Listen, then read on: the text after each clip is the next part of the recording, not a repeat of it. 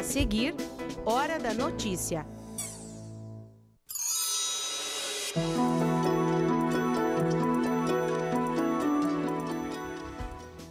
O secretário de Desenvolvimento Econômico de Passo Fundo explica o que o município está fazendo para viabilizar a instalação da van na cidade. Fazer com que os cuidadores das casas de acolhimento de Passo Fundo aprofundem o papel da infância e da adolescência. Essa é a proposta do projeto de extensão aqui da UPF, o Educação e Cidadania. Sobre esse assunto, nós também vamos conversar aqui no estúdio com a coordenadora do projeto, professora Cristina Fiorese. E ainda, uma empresa instalada no UPF Parque está testando o potencial nutritivo de um suco produzido a partir da erva mate. E nessa primeira reportagem nós vamos mostrar de onde vem a matéria-prima para fazer essa bebida. Hoje é terça-feira, dia 10 de abril, é hora da notícia.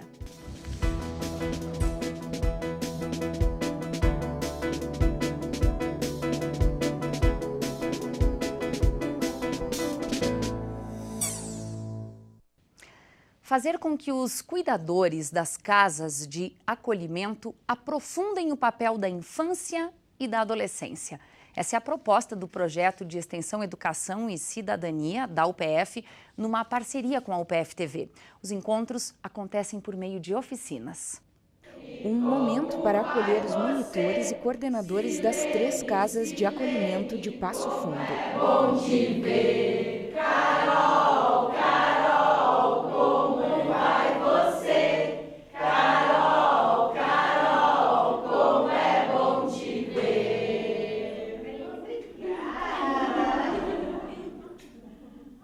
As oficinas do projeto Educação e Cidadania com os cuidadores das casas foram retomadas nesta semana, resgatando as ações apresentadas no ano passado, como a exposição de fotos e a construção do documentário Cuidar, Matéria-Prima do Trabalho. Atividades desenvolvidas para dar visibilidade e promover o autocuidado dos trabalhadores. A proposta para 2018 é um pouco diferente. Agora é a vez de trabalhar a compreensão da infância e da adolescência. E a gente tem uma parte de monitores que está começando esse ano, que ainda não tinha vindo. Então, para que todos eles tenham acesso a esse material que foi produzido em relação ao trabalho deles, visando sempre trazer empoderamento e dar visibilidade a esse trabalho tão importante. Então, nesse semestre, essas atividades já estão sendo planejadas há mais de um mês para trazer o melhor para esses monitores e cuidadores, oferecer durante todo esse semestre. A gente tem novos bolsistas nesse semestre, mais 3 bolsistas de diferentes cursos, das artes visuais, do serviço social e do jornalismo.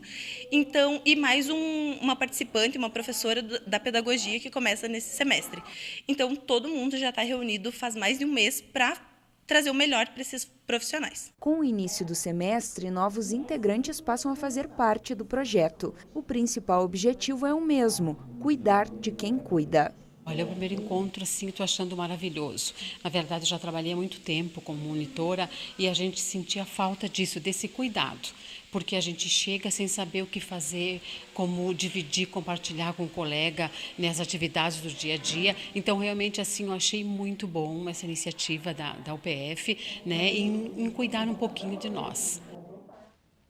E a gente segue aqui, de certa maneira, insistindo nesse assunto. Nós recebemos agora aqui no estúdio a coordenadora do projeto Educação e Cidadania, a professora Cristina Fiorese, com doutorado nessa área. Seja bem-vinda, professora Cristina, ao UPF TV, nesses quase 4 anos trabalhando junto com a gente também, junto com outros cursos, como a gente viu na reportagem.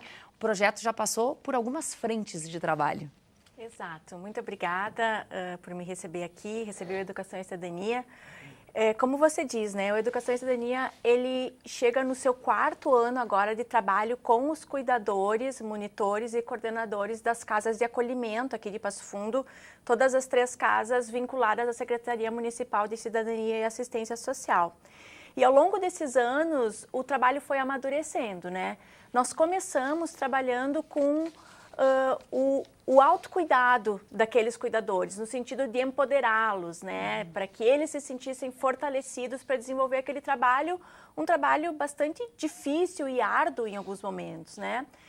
Depois disso, nós passamos por um momento que foi, a gente veio aqui falar disso, né, que foi a visibilidade externa do trabalho daqueles cuidadores, quando a gente fez com a parceria da UPF-TV e de todos os cursos, o lançamento do documentário Cuidar, Matéria-Prima do Trabalho, que é um documentário sobre as casas de acolhimento e sobre o trabalho dos cuidadores.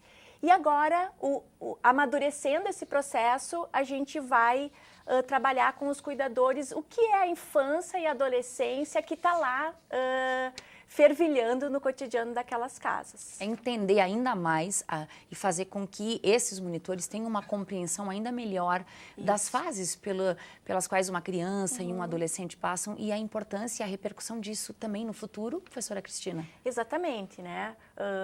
Seria até uma arrogância nossa a gente dizer que as pessoas e os cuidadores especialmente não sabem o que é infância e adolescência. Obviamente eles sabem, né? Mas o trabalho nesse ano vai ser refletir sobre, vamos tentar entender melhor, né? Que infância é essa? Por que brincar é importante? Por que uma criança precisa brincar? O que é a adolescência? Por que a adolescência é uma fase tão cheia de conflitos e dificuldades, né?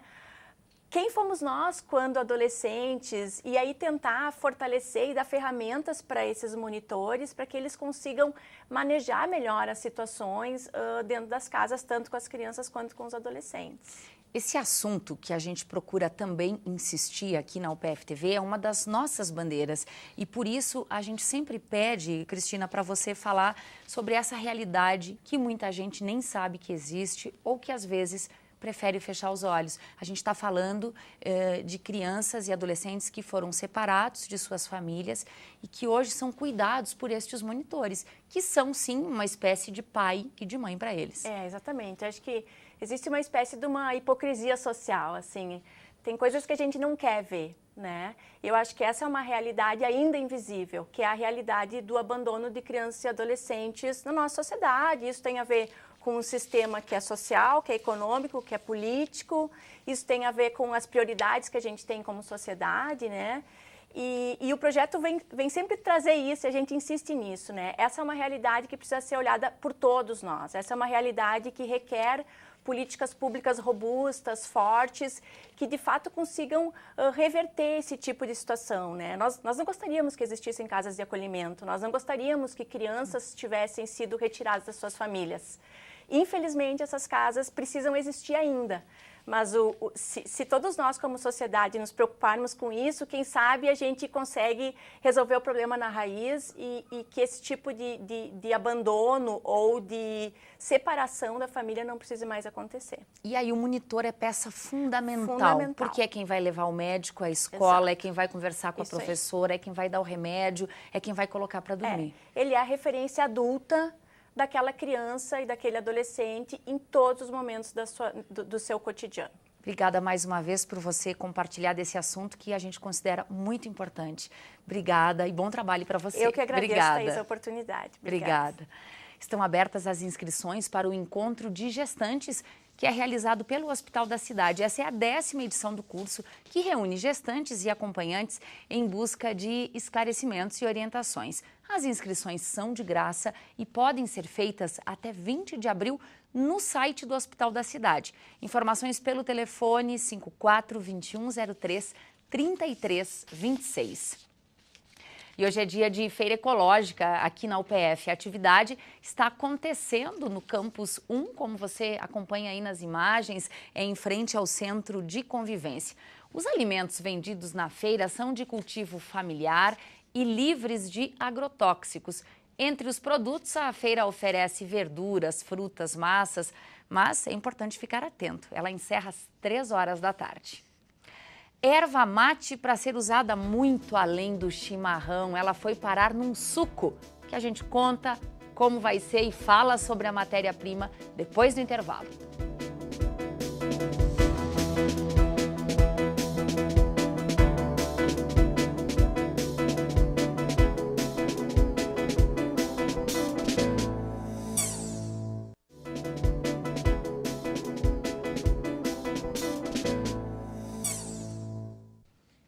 Os próximos dias devem ser de tempo seco e a temperatura pode chegar aos 32 graus.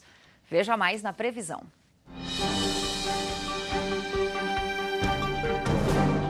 Previsão de uma quarta-feira com muitas nuvens pela manhã e sol predominando no decorrer do dia. Temperaturas altas para a quarta, mínima de 17 graus e máxima que chega a 31. A quinta-feira será um dia típico de verão, sem nuvens, bastante sol e calor. Mínima de 18 graus e máxima que chega a 32. A prisão do ex-presidente Lula, o processo eleitoral que está se aproximando e os possíveis cenários que enfrentaremos são os assuntos do Estúdio 4 desta semana. O programa vai ao ar hoje, às 11 da noite, com reprises amanhã, às 8 da noite e na sexta-feira, às 11 horas da noite. Bom, e nós voltamos a falar aqui no Hora da Notícia sobre o impasse da instalação da Havan em Passo Fundo, envolvendo os comerciários. Ontem, nós conversamos com o diretor do sindicato, um dos diretores do sindicato, e hoje estamos aqui recebendo o secretário de Desenvolvimento do município, Carlos Eduardo Lopes da Silva. Secretário, seja bem-vindo. Obrigado. E a gente quer começar já sabendo quais as competências do município de Passo Fundo, do Executivo, em relação à vinda desse empreendimento à cidade. Primeiramente, eu acho que é importante frisar que todos os esforços que eram necessários e se faziam importantes no sentido de o poder público municipal, a prefeitura fazer, foram feitos. Tanto é verdade que nós tivemos a notícia e a decisão do empresário de fazer o investimento aqui, ou seja, oportunizando um ambiente facilitador e atrativo ao investimento da Havan. Segunda, o que foi comprometido após o anúncio do empresário e foi firmado entre o prefeito Luciano Azevedo e o Luciano Hang, portanto, presidente da Havan, é de que nós faríamos, a partir do momento da entrega dos documentos necessários à implementação desse investimento, dar a agilidade e a atenção necessária para que nós fôssemos os mais rápidos possíveis no sentido de liberação da documentação, ou seja, do alvará, que possibilite de fato o início da construção do empreendimento. Alvarás e licenças, alguns já foram expedidos, outros estão sendo. A situação, tecnicamente falando, está encaminhada. Exato, já houveram algumas avaliações e liberações de alguma parte documental, que dizia respeito principalmente ao relatório de impacto de vizinhança, e agora está sendo feita uma análise final por parte dos documentos do investimento em si, da sua edificação, área de estacionamento e por aí vai. Então, todos os esforços estão sendo demandados no sentido de viabilizar o mais rápido possível esta aprovação e, consequentemente, a liberação do alvará. Isso não é garantia de que, de fato, a empresa irá se instalar. É uma decisão do proprietário que pode, no meio do caminho, fazer uma outra escolha. Essa informação o município também não tem. Bom, essa é uma informação e uma decisão pessoal por parte do investidor. O que nós deixamos claro e evidente é que num momento e num cenário tão difícil que vive a nossa economia, é mais do que elogiável a intenção e a decisão deste investidor fazer a ampliação dos seus negócios, num momento tão nebuloso. E nós temos a grata ainda a surpresa de que ele escolheu Passo Fundo como uma das possíveis cidades e as prioritárias dos seus investimentos. A prefeitura fez sua parte, o investidor já garantiu os investimentos e agora nós aguardamos uma sensibilização que deve ser demonstrada por parte do sindicato, no sentido de modernizar a questão da relação entre os empregadores e empregados do setor do comércio, no sentido de oportunizar a Passo Fundo. Ela não é exclusivamente a Havan, mas é um momento de justamente aproveitarmos esse momento, de refletir e possibilitar que Passo Fundo tenha uma maior flexibilização no trabalho aos feriados, já que a lei municipal ela é clara e ela oportuniza o trabalho aos domingos e feriados, ficando a convenção coletiva o estabelecimento do regramento. Hoje a convenção estabelece que são 7 os domingos e feriados que o comércio em Passo Fundo não pode abrir. Então, na sua visão, como um administrador e também como secretário, esta realidade precisa ser revista. Eu acho que ela é fundamental no sentido de analisar Passo Fundo como um centralizador de investimentos. À medida que nós temos esta relação diferenciada do comércio e da economia, principalmente na questão de compras, internet entrando cada vez mais pesado, é importante que nós possamos ofertar a Passo Fundo e a quem está chegando, este é o caso da Havan, que possibilite se trabalhar com maior flexibilização nos feriados, já que aos domingos está tudo ok. Então eu volto a insistir, na verdade nós estamos aproveitando este importante investimento para discutirmos isso e botarmos em pauta ao sindicato essa necessidade e esta compreensão de que Passo Fundo precisa gerar emprego, gerar renda e oportunizar que a gente não tenha o risco de perder esse investimento justamente por uma falta de flexibilização e uma atualização ao que hoje a economia moderna necessita. Segundo o diretor do sindicato, o número correto de empregos a serem gerados é 120 e não 150, como vem sendo divulgado por parte de alguns veículos. O que a instalação de uma empresa desse porte, com esse número de funcionários, gera para o município de Passo Fundo? De fato, o mais importante nesse momento, né, é acolher um número de empregos que não importa se nesse momento é 120 ou 150, essa discussão eu acho que ela é secundária.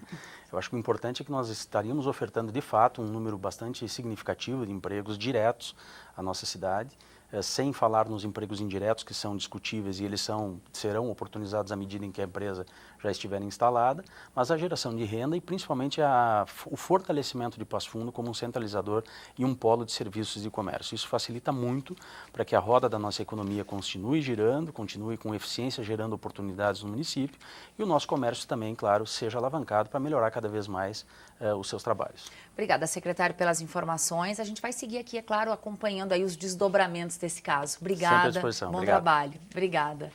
Bom, o prazo para o pagamento do IPVA para os veículos de placas com final 1 a 5 termina hoje. A data de validade do licenciamento do veículo é posterior ao vencimento do IPVA.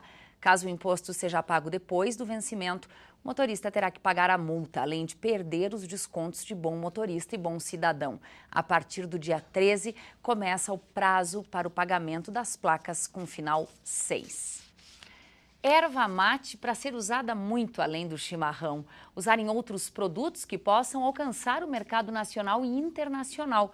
A ideia vem sendo explorada no Brasil por uma empresa da cidade de Ilópolis.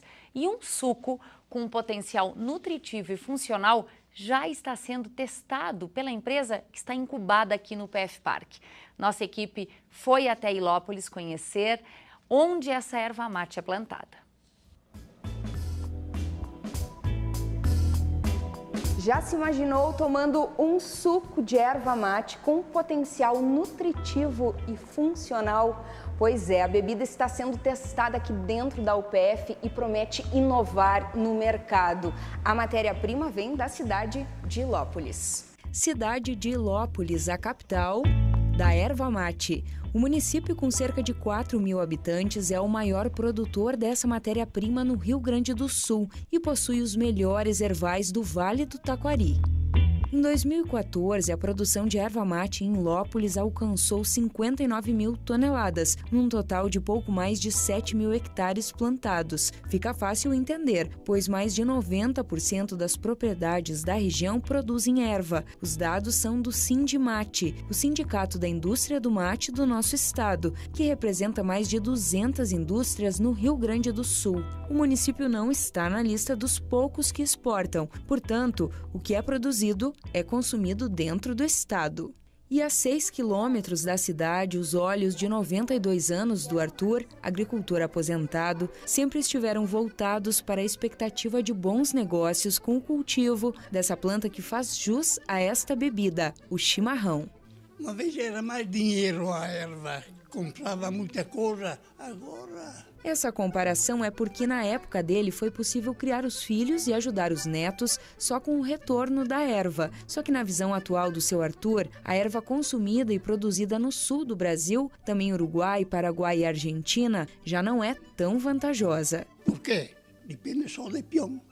Só de peão, e daí não sobra pouco. Mesmo assim, a matéria-prima atraiu o neto Clóvis, que hoje mantém os 60 hectares da propriedade familiar destinados à produção e ao cultivo da Ilex paraguariense, nome científico da erva mate. Distantes cerca de 126 quilômetros de Passo Fundo, os ervais da família Romã ficam a 6 quilômetros da cidade de Ilópolis. Aqui são produzidos aproximadamente 2.000 pés de erva por hectare. Entre nativas e plantadas, há também um espaço destinado à pesquisa, onde podem ser vistas plantas clonadas e variedades vindas de outros estados brasileiros. Isso porque o olhar do Clóvis vai um pouco adiante. Para além da transformação da matéria-prima em chimarrão, chá quente ou gelado, o agricultor e agora empresário buscou a inovação para colocar no mercado um suco de erva mate. Há sim a preocupação de prosseguir assim, com essa cultura da erva mate. Não dos modos culturais, quando é o chimarrão, mas sim trabalhando a cultura da erva mate de uma maneira que possa ser alcançado outros mercados. principalmente no Brasil, onde temos a questão do pode ser explorado tererê, sucos e chás frios, né, gelados, né, para apreciação. E a erva mate tem um potencial muito grande enquanto planta, com propriedades. Então está se preocupando em desenvolver novos produtos para serem ofertados para a comunidade em geral. A parceira no negócio é a Ariana, geógrafa que há 10 anos mora em Ilópolis. O nome da cidade, né, já vem Cidade da Erva, Ilo, que é de lex erva, polis, cidade, então Cidade da Erva. Então nada mais interessante, nada mais correto da gente implantar aqui nesse município, né, que fornece uma matéria-prima de altíssima qualidade, uma empresa que trabalha então com a questão da erva mate, além do chimarrão, que é o suco e outros produtos que nós estamos então desenvolvendo juntamente com o pessoal do Parque Tecnológico lá da UPF. E antes de conhecermos mais sobre o suco de erva mate, visitamos uma das 20 ervateiras da cidade de Ilópolis, que recebe a matéria-prima produzida pela família Romã. Na região são cerca de 60 ervateiras. Essa empresa tem 30 anos no mercado. O dono é o Valcir, que atualmente vem fazendo reformas para cumprir com as exigências estabelecidas e para seguir garantindo a qualidade da produção. Após ser colhida num tempo de 24 meses, a matéria-prima que chega aqui é colocada nessa esteira para ser cortada. Após, o caminho é a sapecadeira, onde irá perder a umidade e ainda passa pela secagem. O produto descansa de 5 a 20 dias. Depois, o processo é a moagem, para ser embalado a vácuo por essa tecnologia, ou então ser empacotado manualmente. A indústria soma cerca de 9 horas de produção diária e conta com 50 funcionários. Chegam a ser fabricados 20 mil pacotes de erva mate dia, que alcançam o mercado local e regional com um valor entre 8 a 10 reais. A matéria-prima vem de produtores da região, dessa região alta do Vale do Taquari. Nós optamos por trabalhar somente com matéria-prima fornecida por esses produtores. Por quê? Porque ela tem um sabor característico da região, em função de solo, variedade, clima, etc. A Chimango é a primeira indústria do Brasil a trabalhar com a preocupação da redução da fumaça produzida na sapecadeira e que acaba sendo absorvida pela erva. O resultado é um produto ainda mais sustentável. Reduzir ou eliminar, por quê? Porque o Brasil não detinha e não detém ainda equipamentos que permitem fazer isso. O que nós fizemos então? Buscamos nossos amigos e pesquisadores da Argentina. Investir na cultura da erva mate para o chimarrão não deixou de ser uma das responsabilidades da empresa do Clóvis e da Ariana. Porque a gente tem como compromisso também mostrar o valor que essa cultura tem, né? Uma cultura que nos foi mostrada pelos índios, né? O Rio Grande do Sul popularizou o chimarrão e agora a Inova Mate, que é a empresa que nós estamos implementando aqui no município, ela tem então essa função social, cultural e econômica de mostrar a erva mate em todas as suas potencialidades. Com técnicas, novas técnicas, assim que a gente vem trabalhando dentro da propriedade e também dentro da nossa empresa através do UPF. E amanhã a gente mostra como o suco de erva mate está sendo testado aqui no UPF Parque com a ajuda de outros cursos, como engenharia química, de alimentos e também com a ajuda do curso de farmácia. Essas foram as informações de hoje. Você quer rever nossas reportagens, entrevistas? Acompanhe a UPF TV pelas redes sociais. Amanhã nós estaremos de volta, ao vivo, ao 12h30, com novas informações.